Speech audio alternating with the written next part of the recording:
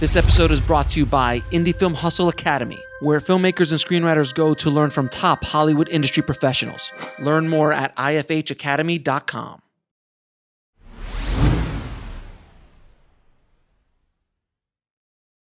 Both of your films, your film I Dream Too Much, and kind of a bunch of your films in your filmography, Rick, the spiritual aspect of your projects and your characters and the journeys that they make, the spiritual, philosophical too. I mean, obviously the first scene in Slacker with you spouting off philosophy, pretty much set the tone for your career in so many ways. But the spiritual aspect of things, I'd love to hear because I see, and this is just my interpretation of the art. I see it in both your work, a spiritual undertone in it. Is that something that you are placing in it purposefully, or are you kind of organically, it just comes out of the characters? Because there's definitely something there in majority of your work, Rick, and as well as yours, Katie. I was always kind of obsessed, or naturally I fell in with the what Schrader calls the transcendental, style in film. The Ozus, Bresson, Dreyer, Mizoguchi, you Bergman, Tarkovsky, the people who had these kind of spiritual concerns, and you see it in it's in a lot, it shows up in American cinema plenty too. It's just usually, it's around the edges of narratives often. It's not the sole subject. But I think it just kind of, if you think film is kind of a spiritual art on some level, that sounds kind of pretentious, but I don't know, when you're talking about life and representing, the world, and I think that's there, but I never had anything I really wanted to say on that front. I really don't. I don't have any practice or anything. I think it's just what's on the mind of young people and how they communicate and what they're going through, or maybe there's some magical thinking sometimes that, particularly at certain points in your life, and I felt myself change, like I go back even 20 years, I wouldn't be making Waking Life today, probably because I just think differently about certain things. I'm more skeptical. I'm more science-based. I kind of had these ideas, or I think I used to be a little more into just the pure aesthetic of ideas. You see it a lot in Slacker, the conspiracy thinking, the kind of, I'm just calling them magical ideas. Not that they're that necessarily, but just alternative ways of thinking, let's say. Mm-hmm. That really interested me a lot. I felt that was very real in the world. It was a certain kind of buzz of the world I was experiencing. And you could say it's kind of schizophrenic, it's kind of crazy, but I thought, well, that's the world, that's what I'm feeling. But that was a certain age, and I don't know, you kind of see it play out in the public arena, like say conspiracy, for instance.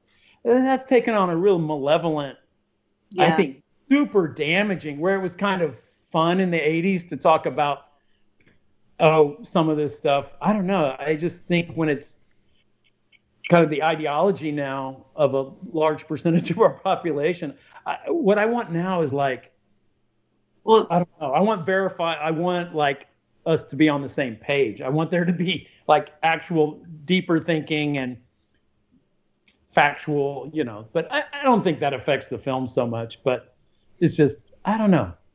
Certain flights of fancy, maybe not so much. Got it. How about you, Katie?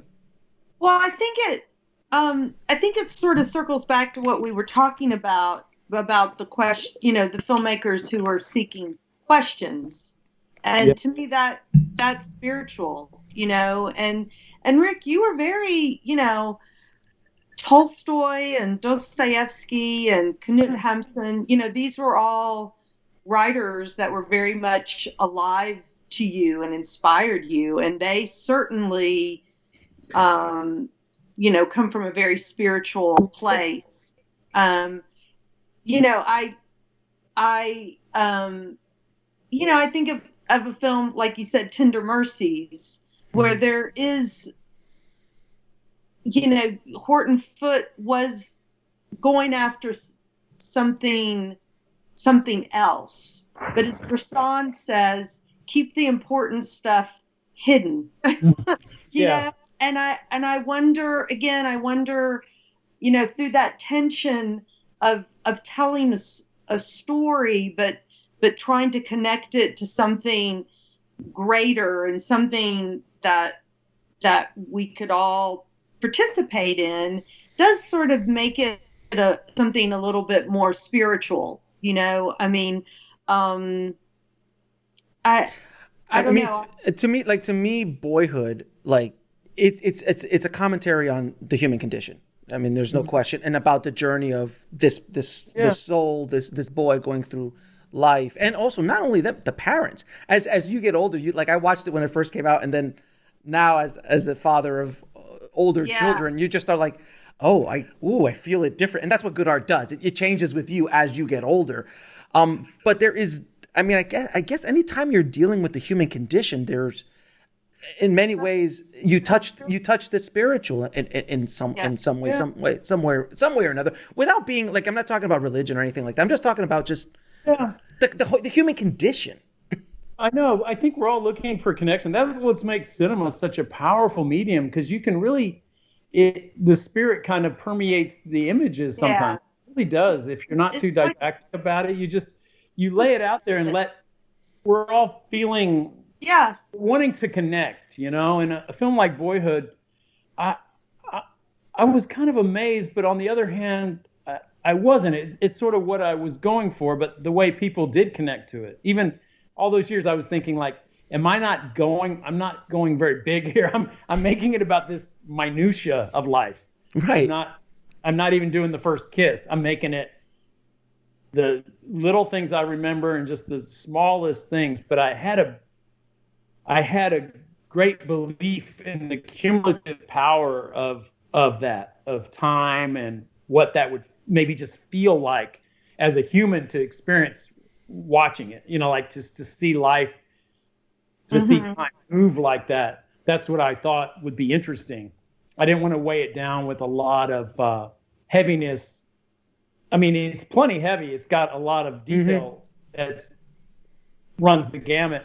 But I just thought the physical process, I did kind of think it would be this kind of moving thing. So it was amazing to me to get the feedback from people saying what they liked about it. And it was unique it was very similar every time. It's like, my parents divorced, or, my kid went off to college, or I just went off to college, or, it was always some detail from the film triggered so much from their own life. So I got to hear so many people's life stories, or, what they connected. And I said, that's really beautiful that people are just connecting with some aspect. But every film, you go for that. The thing is with Boyhood, it was an overabundance of it, because that's all there was. So I got back an overabundance.